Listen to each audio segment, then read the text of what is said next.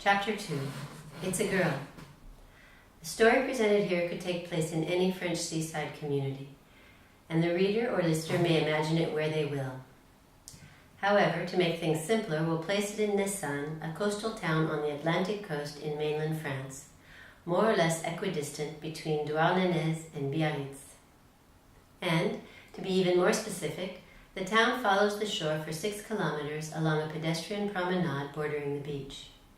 Its surface area, which begins at the top of the beach, is 19 square kilometers and is made up of pine forest that has lent itself naturally to the construction of buildings and access roads. Lastly, it is traversed by the thin ribbon of the Louvre River. They say that twice during the last century, during exceptionally high tides, the Louvre rose high enough to join the ocean. But under normal circumstances, it's simply the domain of the local canoe and kayak club.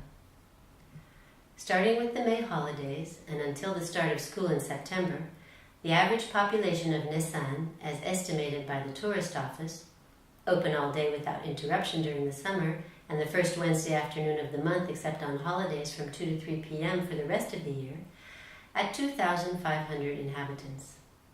Enough to people the long golden beach and the nautical activities proposed there, as well as the campground, a few hotels, restaurants, bars, ice cream shops, boutiques of all kinds, the church, and all the other amenities on offer. During the off-season, there are approximately 480 inhabitants in residence, an average only affected by rare births, arrivals, and the occasional death. The residents are grouped in part along the length of the charming town of Nessan, and the rest in large homes among the pines reached by a network of perfectly maintained roads. This particular autumn, all the various inhabitants of Nessan came and went, in thought or on foot, just like you and me, and just like those who read or listen to this story, those who will never know it, those who are happy, have been happy, or force themselves to be happy, are unhappy, or try to be a little less so.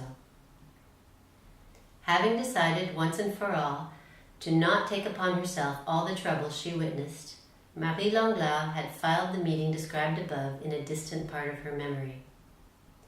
But even if she hadn't done so, it would have in any case been far from her thoughts, because the next Friday of that autumn will long remain in memory as the one the residents of Nessan have come to call, in an obviously contradictory way, the day of the night wind.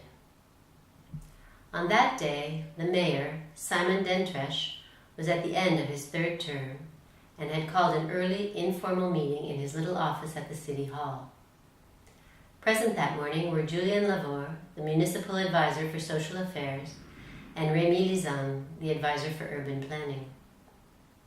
As at every meeting of this kind during the last several months, he started by reminding them with a smile that it was time to make room for the young and start thinking seriously about who would replace him. He looked wearier than ever that day, however, and Julien and Rémi listened to him with more empathy and attention than usual. It's really getting very serious. There's been another warning from the prefecture that arrived late last night. Yes, it's a warning of strong gusts and not gale force winds. Yes, there's a low coefficient and an outgoing tide. And no, there's no risk of a tidal wave. But you both know that we have elderly people in town who don't necessarily have handphones. They won't get the warning sent by SMS. I took care of Soleil Sun, the subsidiary of Thalasso Sun.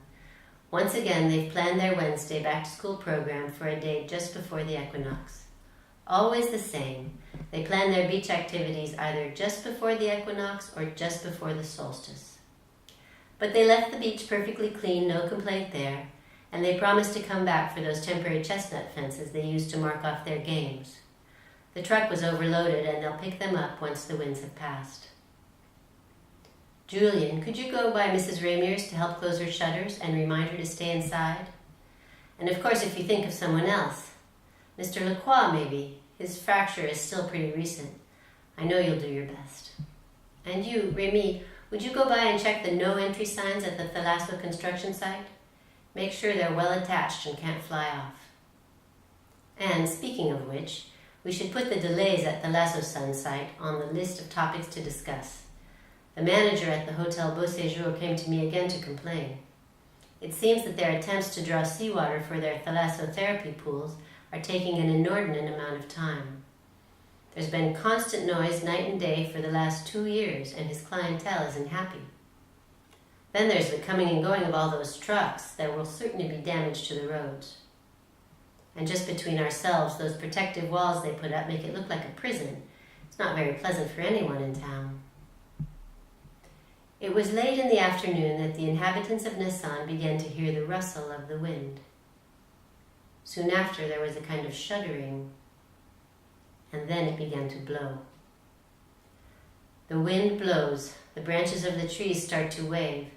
The seamstress closes her shop. It's too bad for the clients, but during the off-season there aren't many anyway, and she walks away quickly, anxious to get home. The wind blows, taking with it a few remaining leaves, rust-colored pine needles, some bits of paper.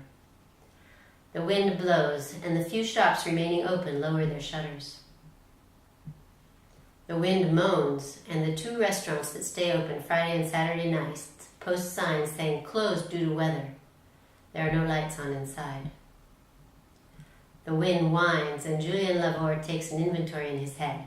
Yes, he's visited all the isolated and at-risk residents, and now he can go home himself. The wind groans, and Dr. Daury has finished his rounds, reminding his last patient, old Mr. Fernando, who has trouble staying put, that he has everything he needs at the house, to not go out for any reason, and 1 pill every 4 hours, don't forget. He then leaves to join his waiting family.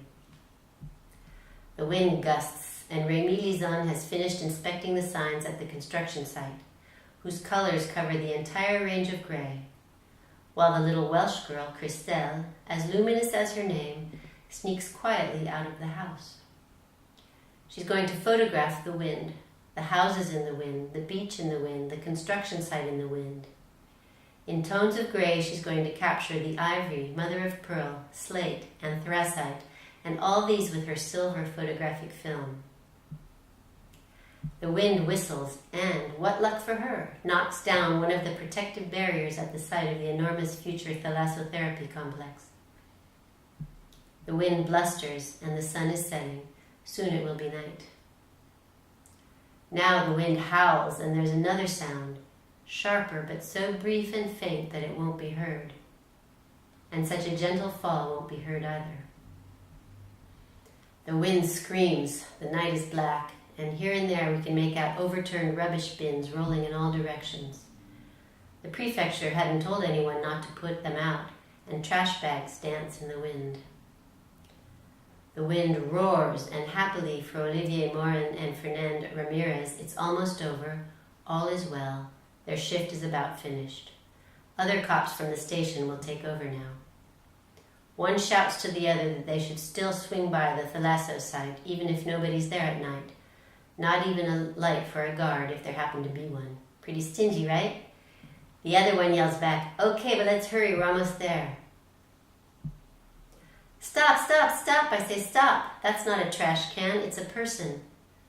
The squeal of the tires can't be heard over the sound of the wind. Nor can one cop saying to the other, "It's a girl. Come on, help me move her."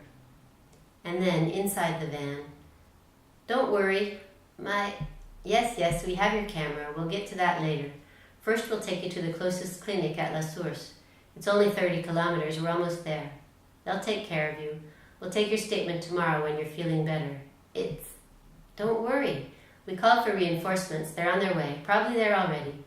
With no one on the roads, they'll have made good time. They'll catch them. I don't want to frighten you, but you should know that they've hurt you pretty badly. But Don't say anything. It's obviously causing you pain. Really, it's not a good idea to try to speak right now. You'll tell us about it later." "All right. What is it that you want to say so badly? If you're going to insist, try to say it a bit louder. Come on, with that wind outside, we can't hear a thing."